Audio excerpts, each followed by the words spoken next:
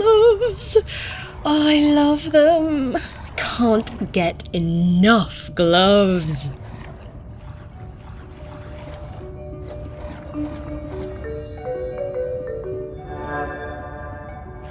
I stole farmer's glove.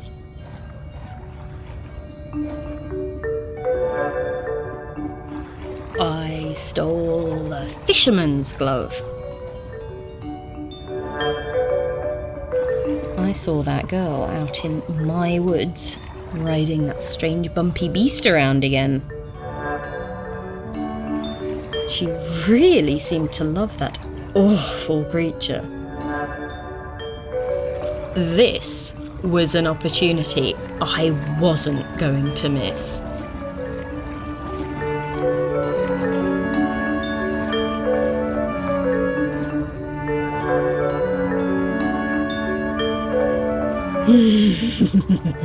Lovely gloves.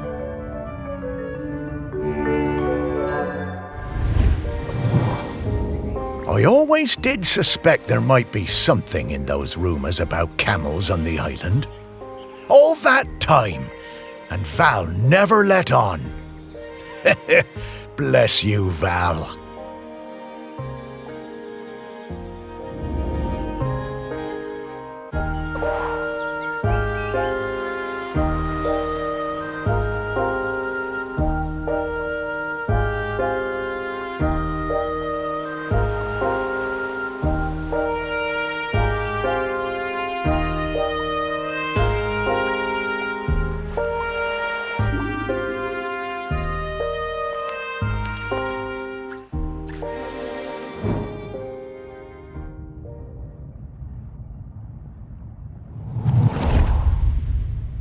After my wife Penny's death, I struggled to find ways to spend time with my daughter.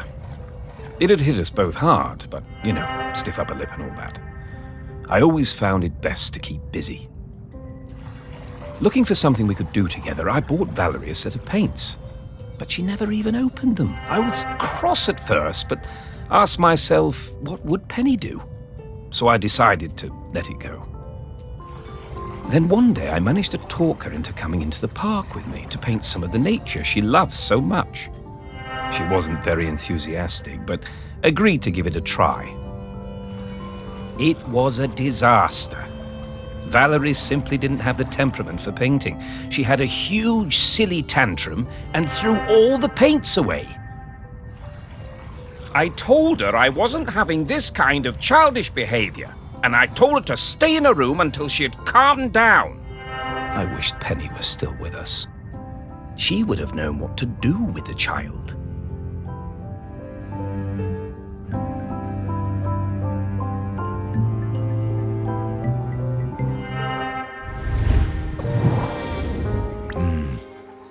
Very hard that, to lose a parent.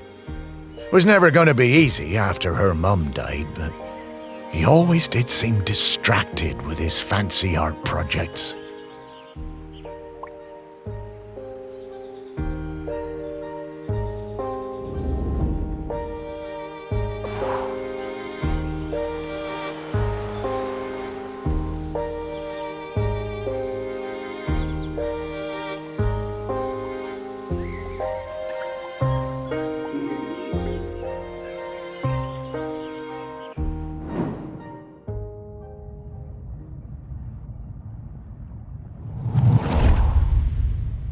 In the last summer, before our GCSEs, Val and me spent a lot of time together, usually wondering how we could get our hands on something to drink. No one on this stupid little island would serve us, though. One day, we were hanging around on the allotments near the quay when we spotted something.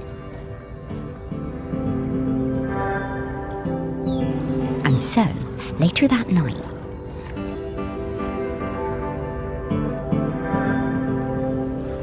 we went into the woods behind Val's house to drink it, sitting on top of that ancient stone that they say protects the island. But there was no way we were going to get through it all, so we decided to bury the rest.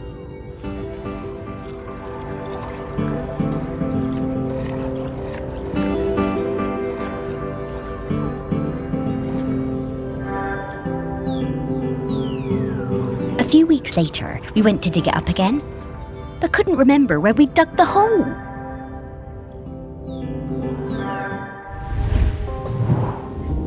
There is so much of our history buried on this island. Stories everywhere, right under your feet.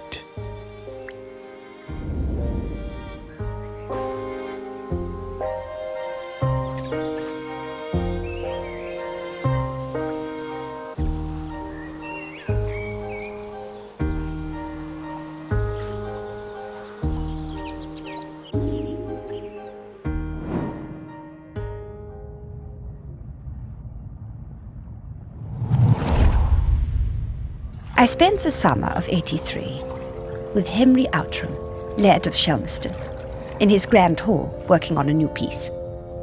It was supposed to be about the volcano, but once I arrived, I found myself particularly taken by all the vales around the island. Henry was a delightful host, always excited to have us bright young artists around, and always ready with a charming question or a fortifying glass of something. His daughter, I think her name was Mallory or Valerie or something, was usually outside roaming the grounds. Henry said she was discovering herself and learning self-reliance through independent play. She seemed feral to me. One day, I came across the perfect finishing touch to my sculptural masterpiece, but it turned out to belong to the wretched child. I tried to explain to her why I needed it, but she snatched it away and walked off. I went to Henry, thinking he could make her give me the boat, but to my astonishment, Henry told me it was up to her if she wanted to give it to me. Henry called his daughter and we all talked about it. When Henry suggested that maybe I could buy the boat, her little eyes lit up. It cost me £200 for that little wooden boat, but it was worth it.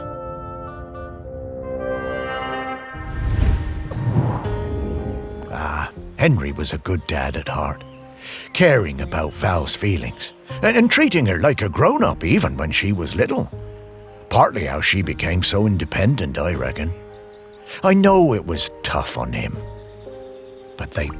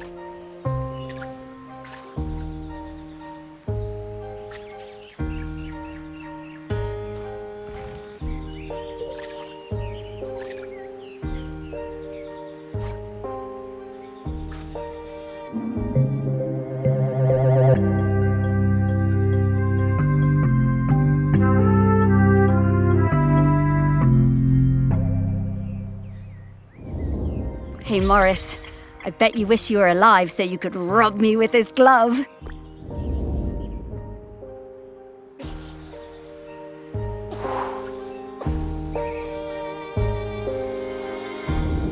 I'm getting the scent of Grenkins again, Morris. I'll pop up to let you know when we're close to one.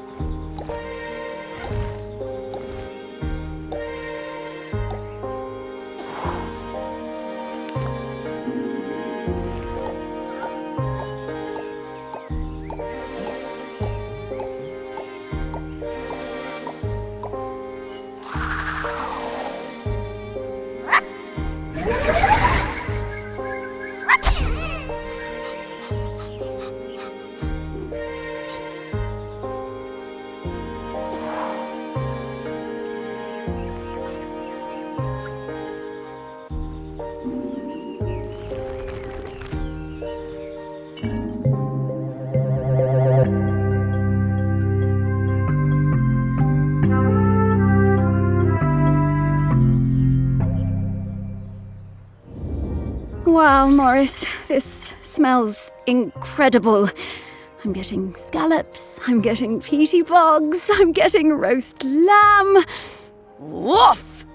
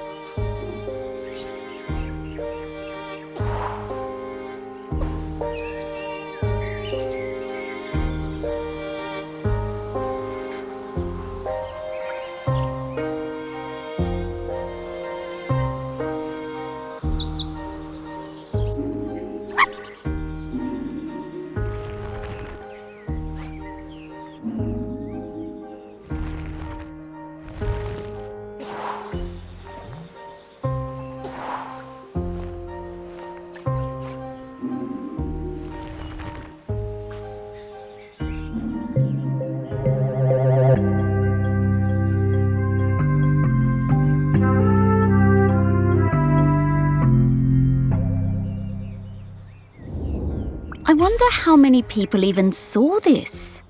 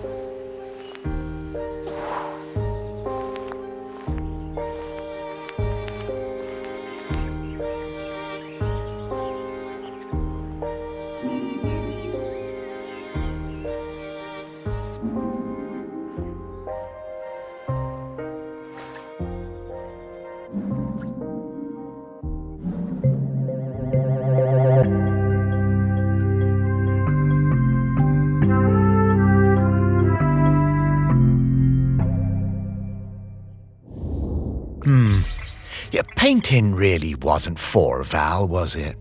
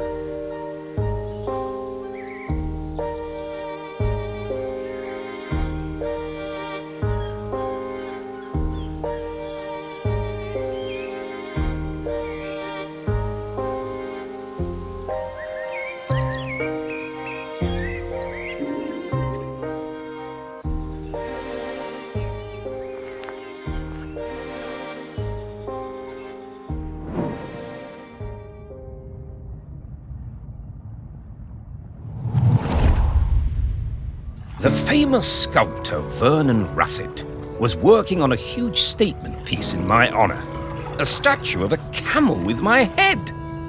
When I saw it, I felt quite uncomfortable, but I didn't want to upset him. Poor Vernon could be awfully temperamental, sinking into dark moods for days. The week before the public unveiling, Vernon had me visit the statue. He needed to make some final adjustments to the face. Valerie came along too. She looked like thunder. She hated that statue and wasn't afraid to show it. I couldn't help thinking how like her mother she was. When the statue was revealed, the nose was missing. Fortunately, we all managed to cover our surprise and act like nothing was wrong, so no one was any the wiser. Some fellow from the Times wrote a glowing review, so Vernon wasn't too glum about it. I'm pretty sure I know what happened to that nose. Aha, the old Outram spirit. Good for you, Valerie. Your mother would have been proud of you.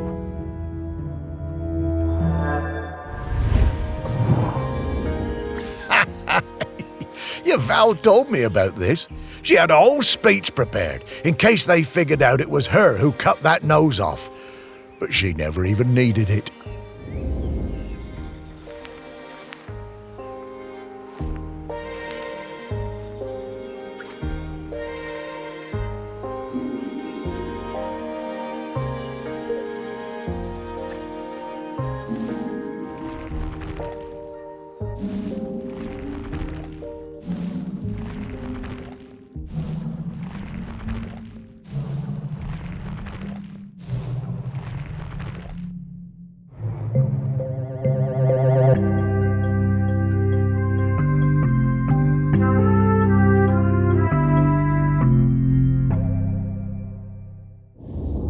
Oh, this thing looks heavy.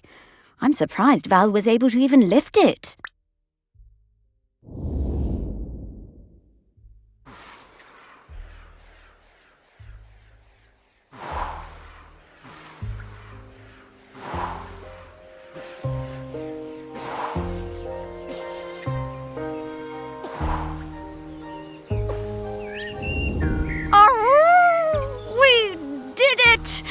Oh, yes! I know what Val smells like now.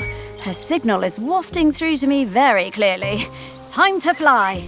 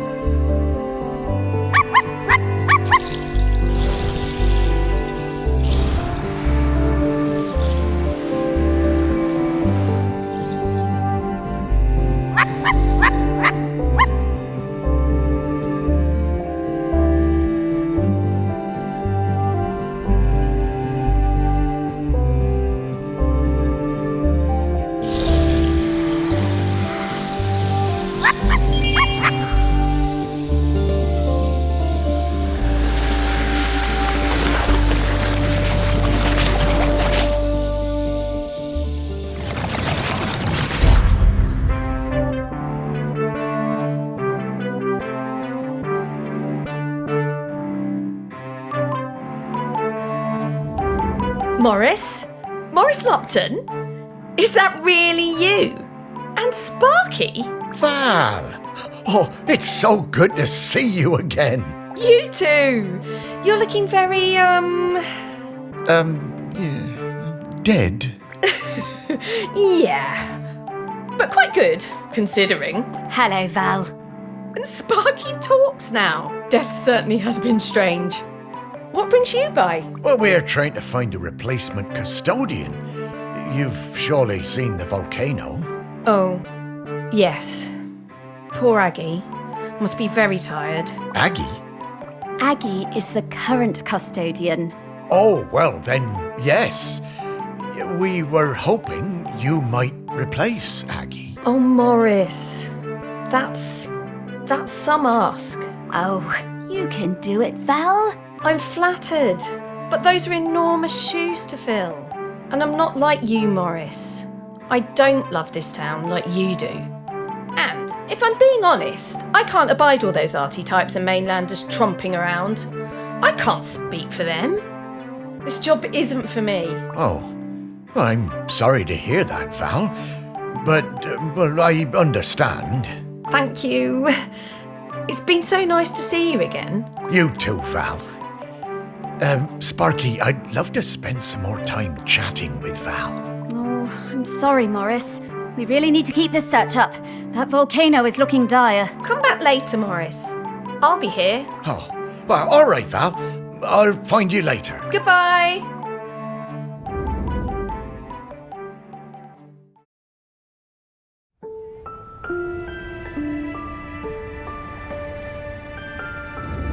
Oh, slow down, Sparky. I need to get some things straight. No time, Morris. We need to find the next prospect. Well, it's just that I don't quite understand what we're doing.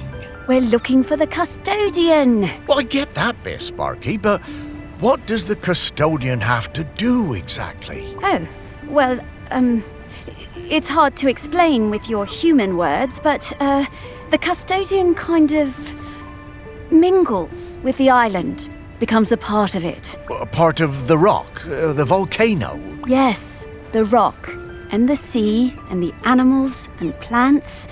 The custodian becomes a part of all of these things. It becomes part of the island spirit. And you give up being a ghost. Yeah, well, a walking around talking kind of ghost. Stop being someone who can go into the West. It's quite a sacrifice. Oh, wow. Well, no wonder Val doesn't want to fill those shoes. Aggie must be a legend. Oh, she really is. I always thought there were those folks destined to be mayors and, I suppose, custodians. And then there are people like me and Val, destined for smaller lives. What?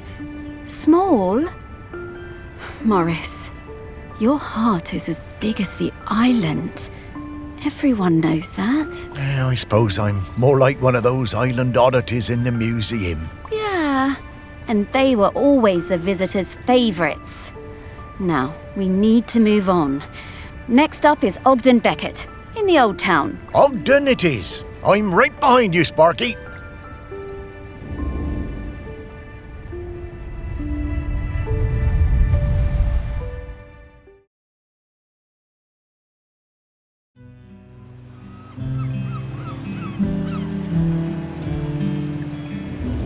So, Ogden next, eh? I'll be glad to see him again. His music always hurt my ears, but he was good at chin scratchers. Oh, lovely guy. Oh, look, the ferry's coming in. There'll be loads of tourists all over this quayside soon. Well, I suppose they won't get in our way much anymore, eh, girl?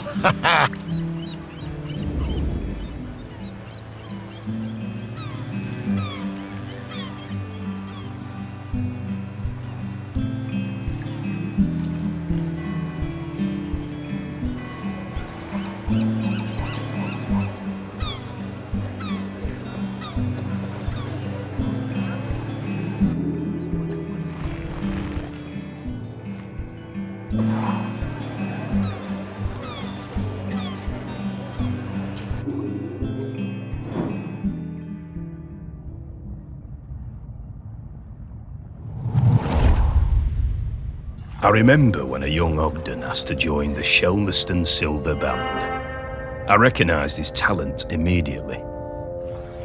He could play anything, that lad. Literally anything. Eventually he settled on the sousaphone, which he always insisted on playing with his lucky bronze mouthpiece. One evening after the Silver Band played a storming concert in the Camel, Ogden and Sally got it into their heads to go for a night swim in the harbour, young love and all that. Ogden left his mouthpiece behind, and when we came back the next morning to pack up, it had disappeared. It really rattled him. Ogden was worried he wouldn't be able to perform without it, but of course next time we played, he was just as good as ever. Didn't need any lucky mouthpiece, our Ogden. He could play anything, that lad.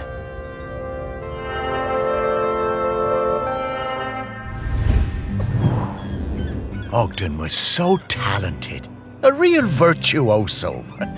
Oh, I loved listening to him play. Ah, speak for yourself, Morris. It was a terrible racket.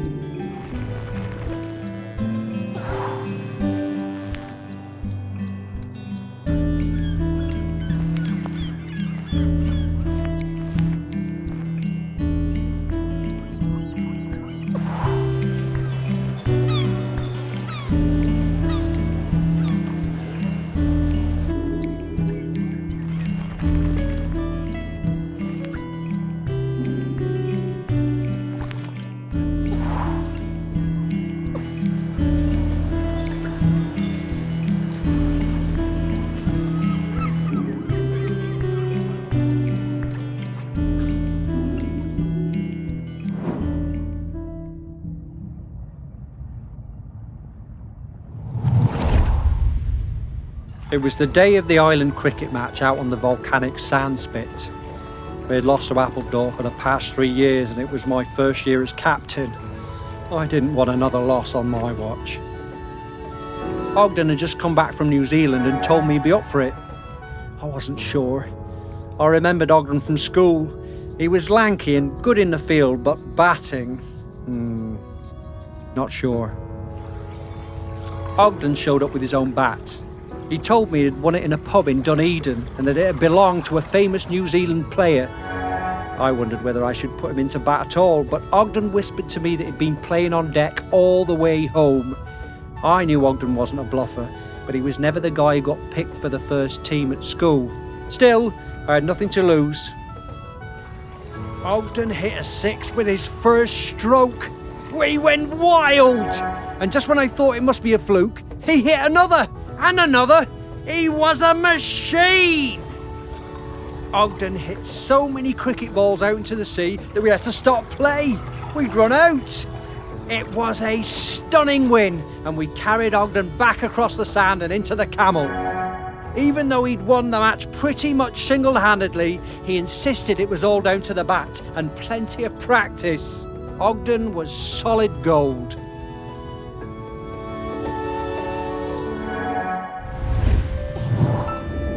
How's that? What a great day that was. And we've beaten Appledore every year since. Those poor chaps never did recover from Ogden's incredible batting.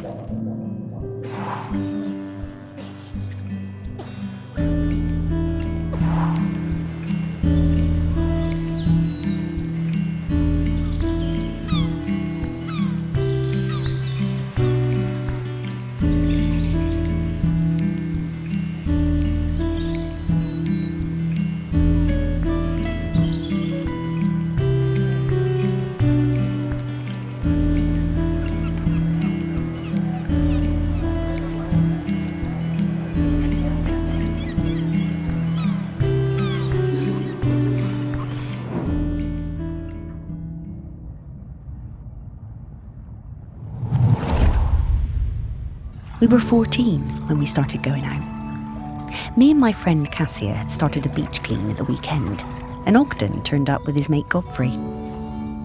I had no idea Ogden liked me. He was the tallest in our year, and we all fancied him. By the time we reached the little cove at the north end of the beach, he'd asked me to come to a concert he was playing in. I said yes. We'd been going out for a few years when I applied to Floristry College on the mainland. I didn't tell Ogden. I didn't believe I'd get in, and didn't want him to think I was trying to get away from him. Ogden might have looked mature and confident, but he was a gentle soul, not nearly as sure of himself as he looked. But I did get in, and he was gutted. I felt terrible. I didn't want to hurt Ogden. He said he didn't mind, but I could see he was covering.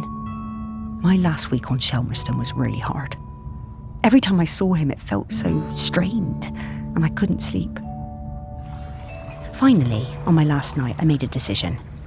I would take an apprenticeship at the garden centre on the island instead, so we could stay together. It felt like the right thing to do. I would tell Ogden in the morning.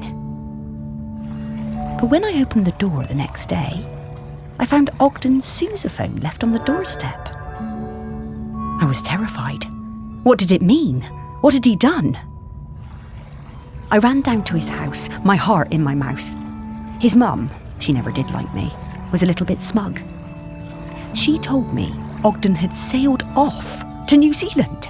He was headed to Christchurch, she said, and didn't know when he was coming back. Then she shut the door. I was more than a bit tearful, but, looking back, I think we both needed to have a bit of an adventure.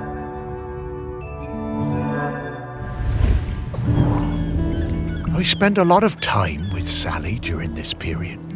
We used to meet up quite often when she returned from Floristry College and I was working at the museum. For a while I thought maybe we would get together. But she always seemed a bit out of reach, sort of distracted. Well, it makes sense now.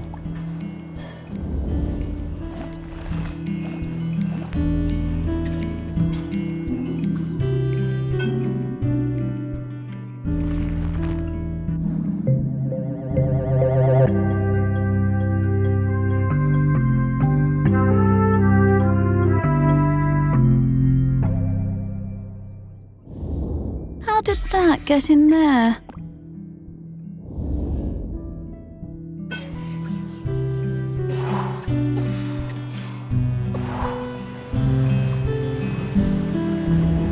I'm getting the scent of Grenkins again, Morris.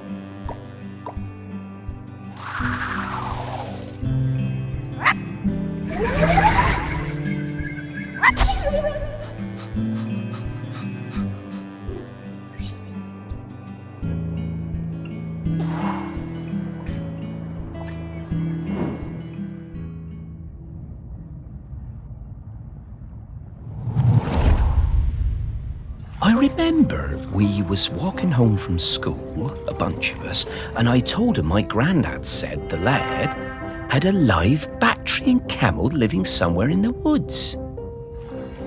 Everyone laughed, but I told them it was true. Ogden didn't believe me. Someone would have seen it. He dared me to climb in and prove it. I told him he'd have to come with me. Sneaking past the big house, we were almost caught by the gamekeeper and had to run.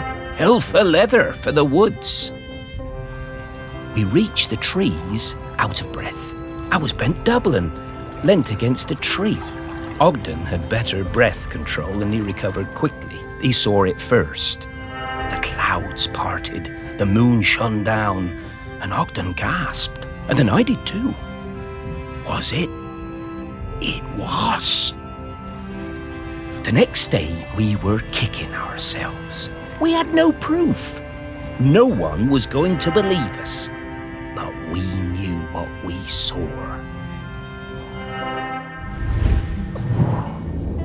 Oh, yeah, he was a couple of years above these chaps at school. Oh, and he's right. No one believed them. We gave them so much stick.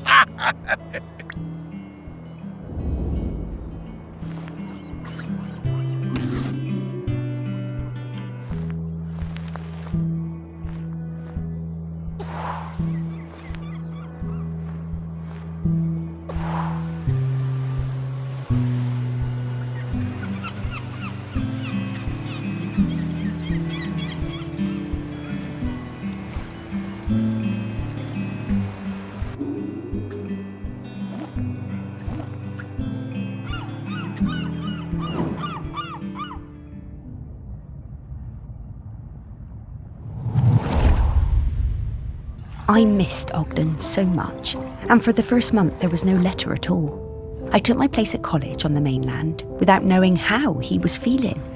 It was a shock how low it made me, even though I was working with flowers, my dream job.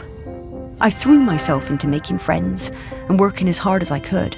I wondered about him travelling the world, without me and without his sousaphone, what he was doing, how he was feeling.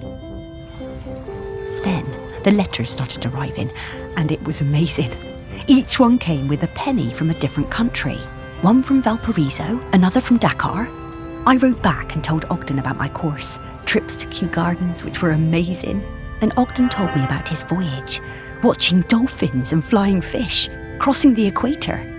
Sometimes we were both lonely. We poured out our hearts to each other. In a funny way, I think when he arrived in Christchurch, he'd send me flowers pressed in his letters. I sent him a shell from home, and then he sent me a New Zealand halfpenny. It was my favourite. On one side was the head of a Maori tiki. Ogden told me it was lucky. I came back to the island, and when my father died, I opened up my own florist shop on the quay. I tucked the halfpenny under the front step for luck, polished up Ogden's sousaphone and put it in the window. They both brought me luck, and the shop flourished. One day, Ogden showed up at the shop, completely out of the blue. He told me there was nowhere like Shelmerston, and no one like me. I was so thrilled to see him, I asked him to marry me there and then. He said yes. The lure of Shelmerston. It always pulls people back when they try to move away. They were a lovely couple, Sally and Ogden.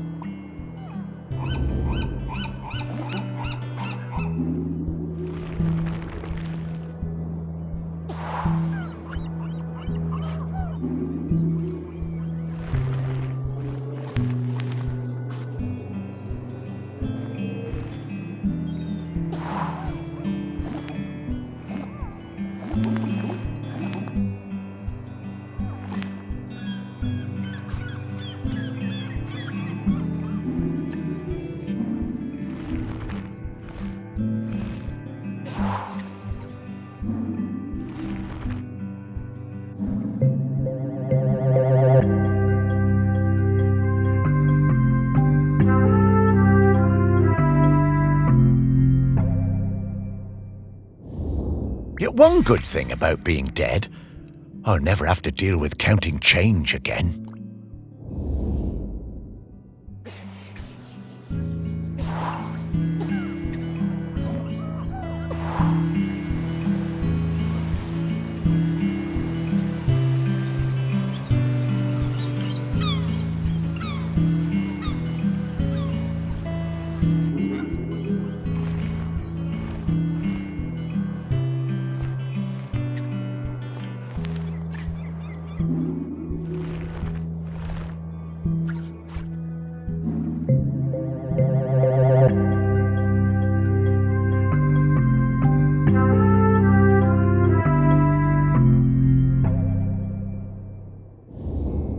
camels are so obviously a made-up animal, humans will believe any old rubbish.